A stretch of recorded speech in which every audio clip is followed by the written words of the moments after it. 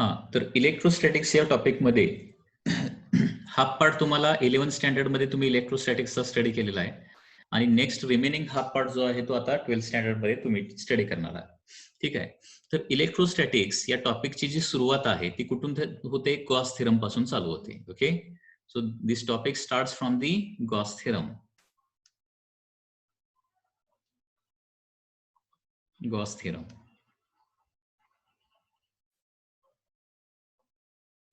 This topic starts from the point that is Gauss theorem. ठीक आहे. आता Gauss theorem काय आहे आणि कशासाठी वापरला जातो? तर गॉस थेरम कुठल्याही क्लोज्ड सरफेसवरचं इलेक्ट्रिक फ्लक्स काढण्यासाठी वापरला जातो. मी काय सांगतोय बघा, गॉस थेरमचा वापर काय आहे? To determine electric flux over a closed surface. कुठल्याही क्लोज्ड सरफेसवरचं इलेक्ट्रिक फ्लक्स काढायचं असेल तर त्याच्यासाठी आपण काय करतो? गॉस थेरम वापरतो. ठीक आहे. इलेक्ट्रिक फ्लक्स म्हणजे नेमकं काय असतं? तर इलेक्ट्रिक फ्लक्स म्हणजे amount of electric field energy passing through a given area. म्हणजे एखाद्या पर्टिक्युलर एरियामधून, सरफेसमधून किंवा एरियामधून किती इलेक्ट्रिक फील्ड एनर्जी पास होते त्याला काय म्हणतो आपण? इलेक्ट्रिक फ्लक्स असं म्हणतो. ठीक आहे. तर गॉस थेरम काय बघा, इलेक्ट्रिक फ्लक्स ओव्हर ए क्लोज सरफेस. म्हणजे गॉस थेरम जो आहे तो एका कम्प्लिटली क्लोज्ड सरफेस साठी आहे. क्लोज्ड सरफेस म्हणजे काय? तर फॉर एक्झाम्पल हॉलो स्पियर किंवा एखादा क्यूब हे किंवा एखादं सिलेंडर हे क्लोज्ड सरफेसेस आहेत. म्हणजे आतली एअर बाहेर गेली नसली पाहिजे, बाहेरची एअर आत आली नसली पाहिजे. अशा प्रकारे कम्प्लिटली क्लोज्ड, एअर टाईट. ठीक आहे. त्याला कुठेही अजिबात कॅव्हिटी नाही, त्याला कुठेही अजिबात होल नाहीये सरफेसला त्या. ठीक आहे.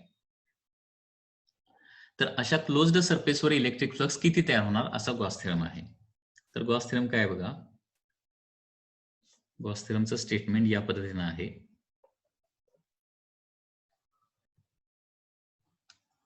Electric flux over a closed surface. Electric flux over a closed surface is always equal to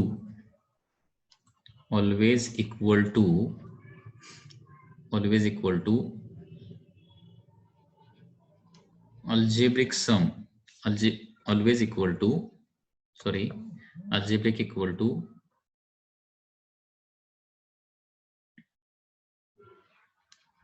1 divided by permittivity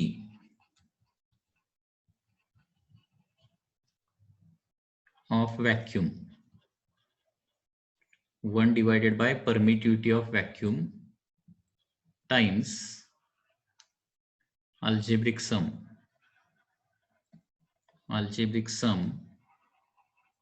of charges enclosed by that surface. Okay, that is the Gauss theorem. किंवा Gauss theorem जो आहे तो दुसऱ्या भाषेत आपण असा पण लिहू शकतो. Okay, in other words we can write like this. Other words. Okay, दुसऱ्या शब्दात असं सांगू शकतो, electric flux over close surface. Electric flux over a closed surface. Electric flux over a closed surface is always equal to electric flux over a closed surface is always equal to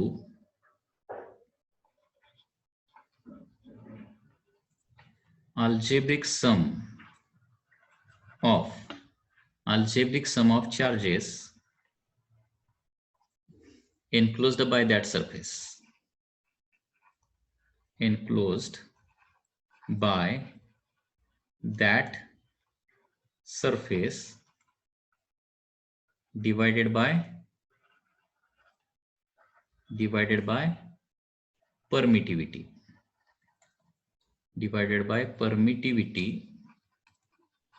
Of vacuum.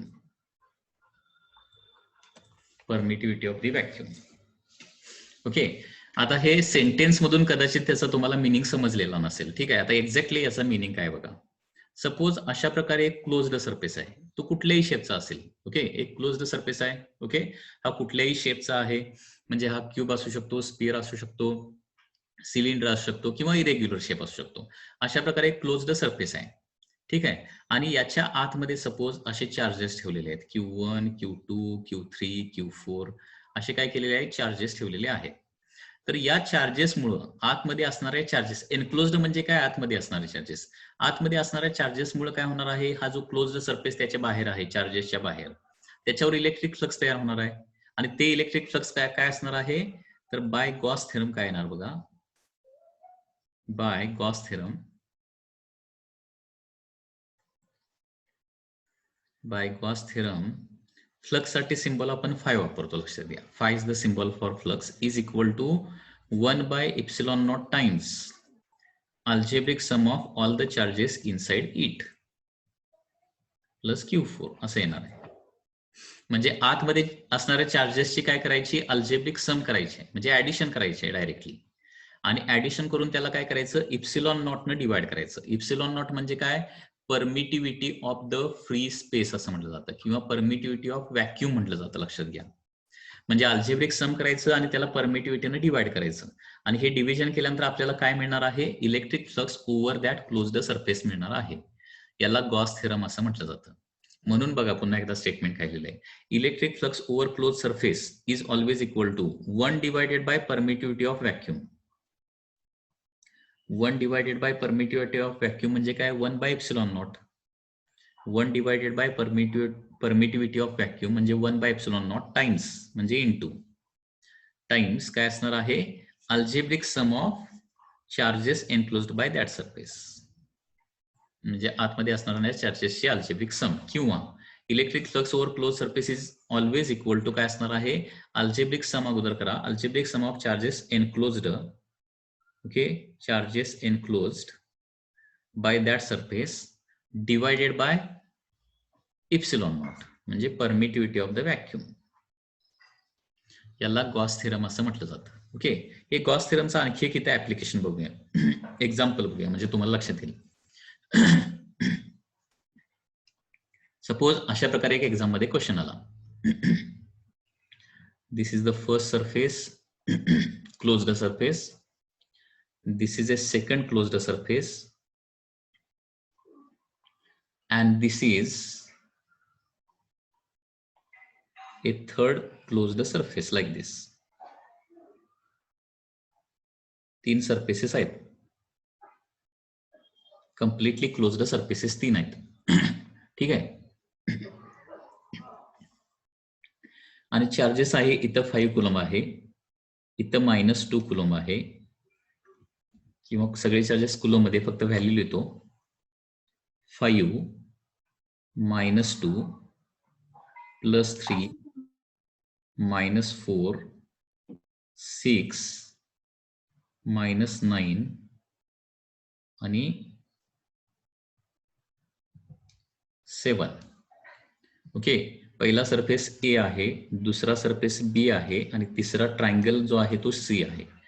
तर question काय आहे, what is flux on surface A, B and C respectively.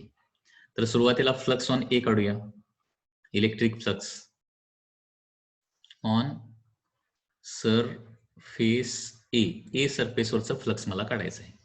तर ए सरफेसवरचा flux म्हणजे काय येणार आहे, flux on A is equal to 1/ε0 times त्याच्या आतमध्ये असणाऱ्या चार्जेसची सम. आता ए जो आहे तो सर्कल आहे बघा, सर्कलच्या आतमध्ये किती चार्जेस दिसायला लागलेत, पहिला 5 दिसतोय, त्याच्यानंतर आहे -4, त्याच्यानंतर आहे 3, आणि त्याच्यानंतर आहे -2. तर फ्लक्स ऑन सरफेस ए चा फॉर्म्युला येणार आहे 1/ε0 इन ब्रॅकेट काय होणार, 5 - 4 म्हणजे 1, 1 + 3 म्हणजे 4, आणि 4 - 2 म्हणजे 2 येणार आहे. म्हणजे फ्लक्स येणार आहे 2 डिवायडेड बाय ε0. परत ε0 ची व्हॅल्यू तुम्हाला माहिती पाहिजे, because it is a constant. Okay, so 2 divided by ε0 ची व्हॅल्यू असते 8.85 × 10⁻⁻12 असते. ही व्हॅल्यू पाठ करून ठेवायची. Okay, 2 divided by 8.85 × 10⁻12. And therefore flux on surface ए हे कॅल्क्युलेशन डायरेक्टली करून मी सांगतो आता. डायरेक्टली 2 डिवायडेड बाय 8.85 याची व्हॅल्यू येते 0.2277 येते आणि 10⁻⁻12 वर गेल्यानंतर 10⁻+12 होणार. Okay, this is electric flux आणि याचं युनिट असतं volt into metre. Volt metre unit असतं. हे युनिट लक्षात ठेवा, व्होल्ट मीटर. तर हे झालं फ्लक्स ऑन सरफेस ए झालं. तसं flux on electric flux on surface B देखील काढू शकतो. Flux on surface B. B surface म्हणजे रेक्टँगल. मग रेक्टँगलच्या आतमध्ये किती चार्जेस आहेत ते बघावं लागेल आपल्याला. 1/ε0 times algebraic sum of all the charges. So B surface वर किती चार्जेस आहेत बघा. पहिला -4 मला दिसतोय, त्याच्यानंतर 6 दिसतोय, -4 नंतर 3 दिसतोय, त्याच्यानंतर -9 आहे आणि त्याच्यानंतर +6 आहे. एवढे चार्जेस आहेत. म्हणजे हे किती होणार बघा. -4 आणि 3 म्हणजे -1, -1 आणि -9 म्हणजे -10 आणि -10 आणि +6 म्हणजे -4 येणार डिवायडेड बाय ε0. म्हणजेच flux on surface B is equal to -4 divided by 8.85 into 10⁻⁻12 येणार. ओके, आता 2 डिवायडेड बाय 8.85 एवढं आलं तर 4 डिवायडेड बाय 8.85 म्हणजे डबल होणार ना. फक्त मायनस साईन मध्ये येणार. -2277चं डबल किती होणार आहे. 0.45 येतं. -0.455 into 10⁻12 voltmeter will be the answer. Okay, voltmeter will be the answer.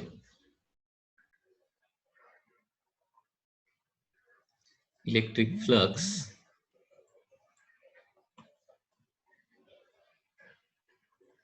on surface C. Flux on surface C काय येणार बघा. 1/ε0 टाइम्स सी च्या आतमध्ये असणाऱ्या चार्जेसची सम करूया. -2 + 3 -9 असं आहे. -2 + 3 -9 आणि +7 एक आहे. So 1/ε0 times -2. जे मायनस ऍडिशन करूया अगोदर. -2 आणि +3 म्हणजे 1 येणार. 1 - 9 म्हणजे -8 आणि -8 आणि +7 म्हणजे -1 येणार. -1 डिवायडेड बाय ε0 म्हणजेच -1 divided by 8.85 into 10⁻⁻12. Okay, so therefore flux on C is equal to काय येणार आहे.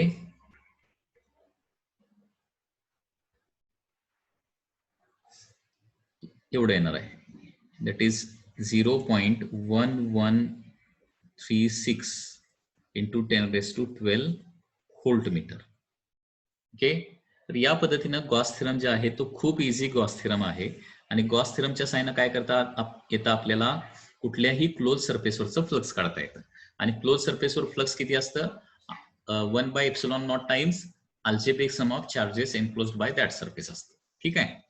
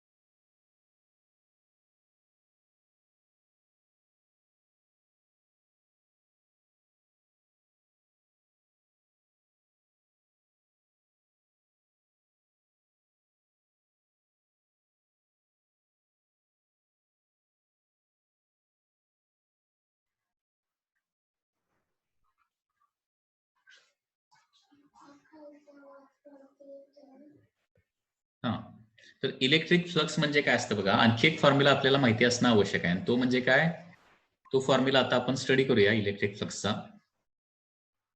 तर electric flux is the dot product of electric intensity and काय असतं, एरिया व्हेक्टर असतं. Electric intensity is dot product of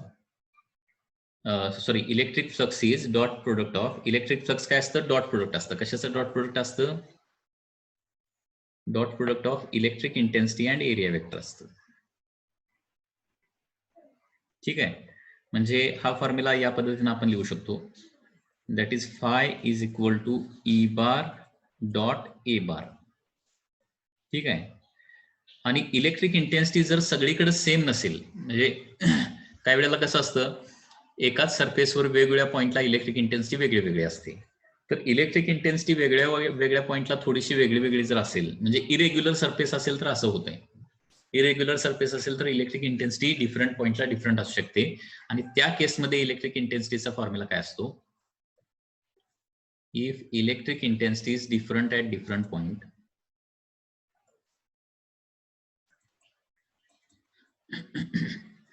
different at different points of a surface, त्यावेळी काय करावं लागेल आपल्याला, इंटिग्रेशन ते सॉल्व्ह करावं लागेल. सो इलेक्ट्रिक फ्लक्सचा फॉर्म्युला येणार आहे integration of E bar dot D S bar. Okay, E bar dot D S bar असा एक फॉर्म्युला आहे, integration of E bar dot D S bar. आणि डी एस बार म्हणजे काय असणार आहे, व्हेरी स्मॉल एरिया असणार आहे, व्हेरी स्मॉल एरिया. ओके, हा एक फॉर्म्युला इलेक्ट्रिक फ्लक्सचा लक्षात ठेवा. Electric flux is equal to काय असतं, integration of E bar dot D S bar असतं. ओके, हा जनरल फॉर्म्युला, हा कुठेही तुम्ही वापरू शकता. ओके, तर आतापर्यंत आपण इलेक्ट्रिक फ्लक्सचे दोन फॉर्म्युले बघितलेले आहेत, लक्षात घ्या. इलेक्ट्रिक फ्लक्सचे दोन फॉर्म्युले काय काय आहेत बघा. पुन्हा एकदा मी इथे लिहितो, इलेक्ट्रिक फ्लक्सचे दोन इम्पॉर्टंट फॉर्म्युले, आणि त्याच्यावरून आपल्याला एक डेरिव्हेशन बघायचं आहे. इलेक्ट्रिक फ्लक्सचे दोन इम्पॉर्टंट फॉर्म्युले काय आहेत बघा. तर two important फॉर्म्युली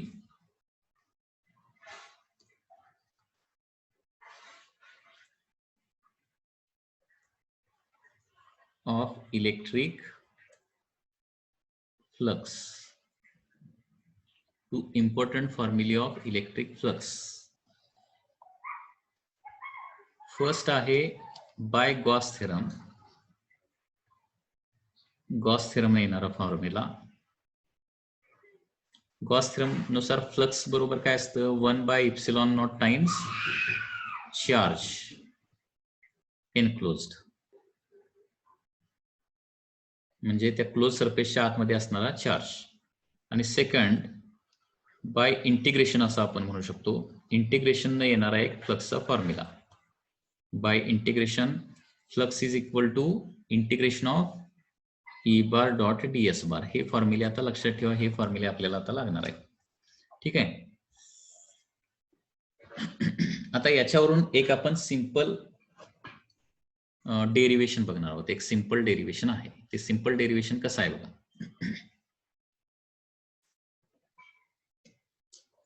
simple derivation is like this. Question काय बघा, हा बोर्ड एक्झामला खूप इम्पॉर्टंट क्वेश्चन आहे. बोर्ड एक्झाम मध्ये अनेक वेळा हा रिपीट झालेला आहे. Electric field intensity due to uniformly charged spherical shell. आपल्याला काय काढायचं आहे बघा, electric field intensity due to uniformly charged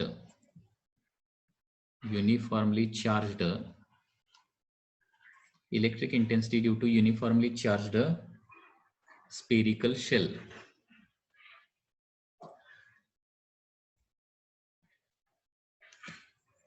electric intensity due to uniformly charged spherical shell म्हणजे एक स्पेरिकल शेल आहे, युनिफॉर्मली चार्ज्ड आहे, आणि त्याच्यामुळे प्रोड्यूस होणाऱ्या इलेक्ट्रिक इंटेन्सिटीचा फॉर्म्युला आपल्याला फाइंड आउट करायचा आहे.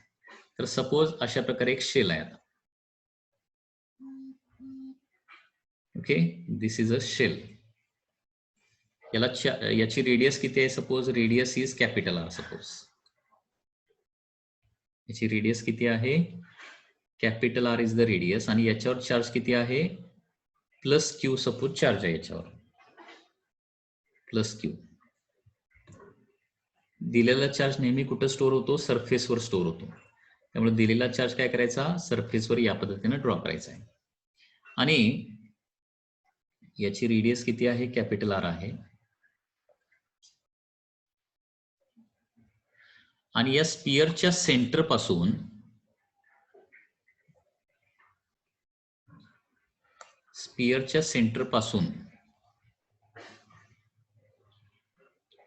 स्मॉल आर इतक्या डिस्टन्सला, स्पियरच्या सेंटर पासून काय आहे? स्मॉल आर इतक्या डिस्टन्सला काय आहे? एक पॉइंट पी आहे. तर पी पॉइंटला इलेक्ट्रिक इंटेन्सिटी किती असेल हे आपल्याला डेरिव्हेशननं फाइंड आउट करायचं आहे. ओके, तर हे कसं फाइंड आउट करता येईल बघा? By using Gauss theorem. म्हणजे हे याला काय म्हणू शकतो आपण? First application of the Gauss theorem असं म्हणू शकतो. Okay, this is application of the Gauss theorem आहे.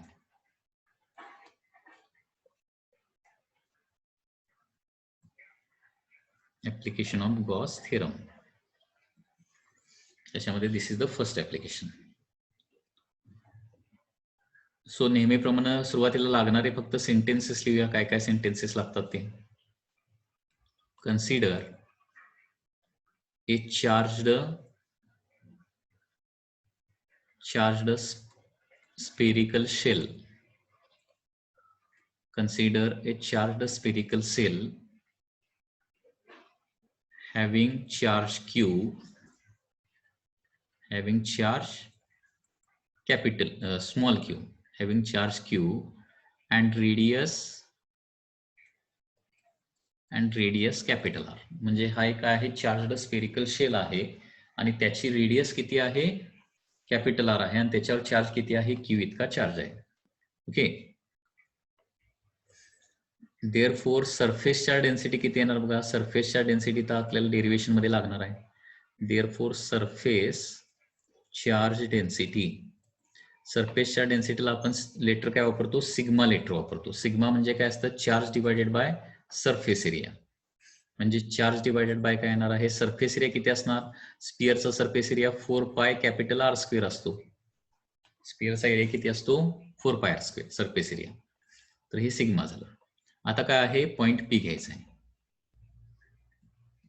Point P is at distance smaller from center of sphere.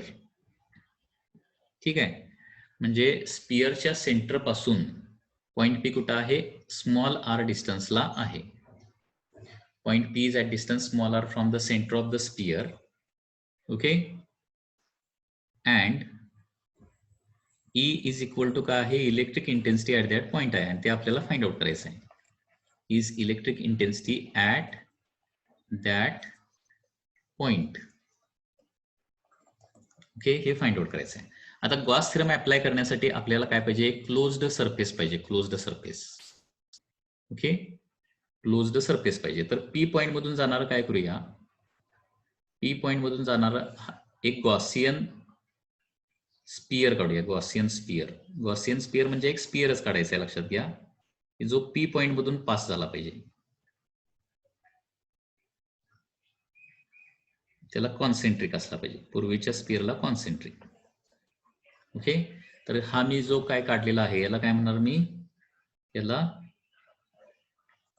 Gaussian sphere म्हणजे एक कन्स्ट्रक्शन आहे. लक्षात घ्या, गॉसियन स्पियर असं याला म्हणणार आहे मी.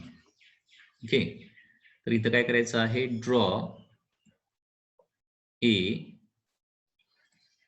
Gaussian sphere passing through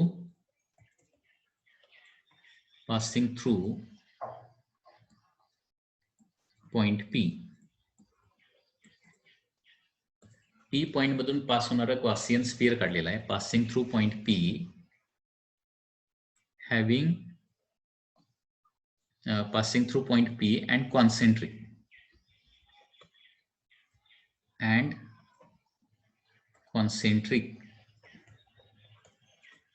with charged sphere.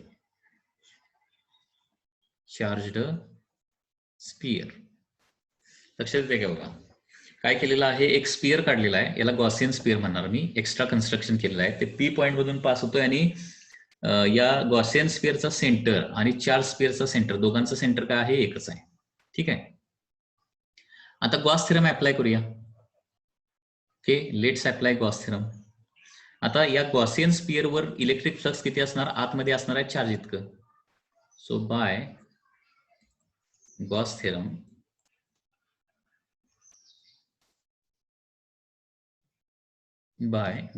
काय होणार बघा,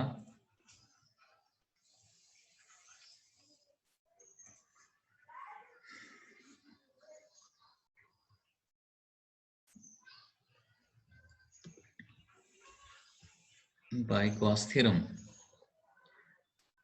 electric flux over Gaussian sphere, जे आपण काढलेला जो बाहेरचा स्पियर आहे त्याच्यावरचा फ्लक्स काय असणार आहे, त्याच्या आतमध्ये जेवढा चार्ज असेल तेवढं फ्लक्स क्रिएट होणार ना. ते फ्लक्स किती असणार आहे, फाय इज इक्वल टू काय येणार आहे, क्यू बाय एप्सिलॉन नॉट येणार. सो दिस इज इक्वेशन 1, बरोबर आहे ना. कारण गॉस थेरम काय असतो आपण बघितलं की एखाद्या सरफेसवर इलेक्ट्रिक फ्लक्स किती असतं, आतमध्ये असणारा charge divided bye epsilon not असतं. आता हा जो गॉसियन स्पियर काढलेला आहे त्याच्या आतमध्ये चार्ज स्पियर आहे आणि चार्ज स्पियरवर चार्ज किती आहे, क्यू आहे. म्हणजे गॉसियन स्पियरच्या आतमध्ये चार्ज किती आहे, क्यू आहे. त्याच्यामुळे त्याच्यावरचा फ्लक्स किती येणार आहे, Q by epsilon naught. Also by integration आपण सॉल्व्ह करूया. ऑल्सो बाय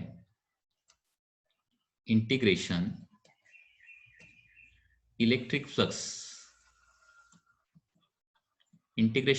फ्लक्सचा फॉर्म्युला काय बघा, phi is equal to integration of E bar dot D S bar. Phi is equal to integration of, आता E bar dot D S bar म्हणजे E into D S into cos theta येतं. E into D S into cos theta हा dot प्रोडक्टचा formula, बरोबर आहे ना. A bar dot B bar म्हणजे A B cos theta असतं. But theta is equal to इथं 0 येतं. थिटा 0 कसं काय, तर डायग्राम मध्ये बघा. आता थिटा म्हणजे कुठला, आता गॉसियन स्पियर वर मी एक छोटासा एरिया जर कन्सिडर केला तर एरिया वेक्टरची डायरेक्शन म्हणजे एरियाला काढलेली नॉर्मल. आणि इलेक्ट्रिक इंटेन्सिटीची डायरेक्शन काय असणार, अवे फ्रॉम चार्ज, म्हणजे ती पण त्याच डायरेक्शन येणार. म्हणजे डीएस बारची डायरेक्शन आणि ई बारची डायरेक्शन. डीएस बार म्हणजे एरिया वेक्टरची डायरेक्शन आणि ई बारची डायरेक्शन, दोन्ही डायरेक्शन स्पेरिकल सरफेसला नेहमी लक्षातच ठेवा. ते डायग्राम नुसार काय येतं, फॉर स्पेरिकल सरफेस थिटा 0 येतं. थिटा 0 म्हणजे कॉस 0 म्हणजे किती येणार सांगा, 1 येणार ना. कॉस 0 म्हणजे 1 येणार. So therefore phi is equal to integration of E dot DS येणार, ई इंटू डीएस येणार. सो ई काय असणार आहे, स्पेरिकल सरफेसवर सगळीकडे ई सेम असणार. सेम असेल तर ई ला बाहेर काढू शकतो, इंटिग्रेशन ऑफ डीएस. आता इंटिग्रेशन ऑफ डीएस म्हणजे काय येणार, डीएस म्हणजे छोटासा एरिया आणि इंटिग्रेशन ऑफ डीएस म्हणजे डीएस ज्या एरियावर आहे तो सगळा area. E into 4 pi small R square येणार, बरोबर आहे ना. पण बघा इथं, बट इंटिग्रेशन ऑफ डीएस म्हणजे सगळा सरफेस एरिया, आणि सगळा सरफेस एरिया किती येणार, 4 pi small R square. DS कुठं काढलाय आपण, हे बघा डायग्राम बघा, डायग्राम दिसते का. डीएस कुठं आहे, या गॉसियन स्पियर वर आहे. ठीक आहे. इंटिग्रेशन ऑफ डीएस म्हणजे हा सगळा गॉसियन स्पियरचा सरफेस एरिया. गॉसियन स्पियरचा सरफेस एरिया किती येणार आहे, 4 पाय स्मॉल आर स्क्वेअर येणार, 4 पाय स्मॉल आर स्क्वेअर. हे झालं इक्वेशन 2. म्हणजे अशा प्रकारे 2 इक्वेशन 5 चे मिळाले. सो फ्रॉम इक्वेशन 1 and 2 काय येणार बघा, Q by E into 4 pi small R square is equal to Q by epsilon naught येणार. आणि अशा प्रकारे इलेक्ट्रिक इंटेन्सिटीचा फॉर्म्युला येणार, Q divided by 4 pi R square epsilon not.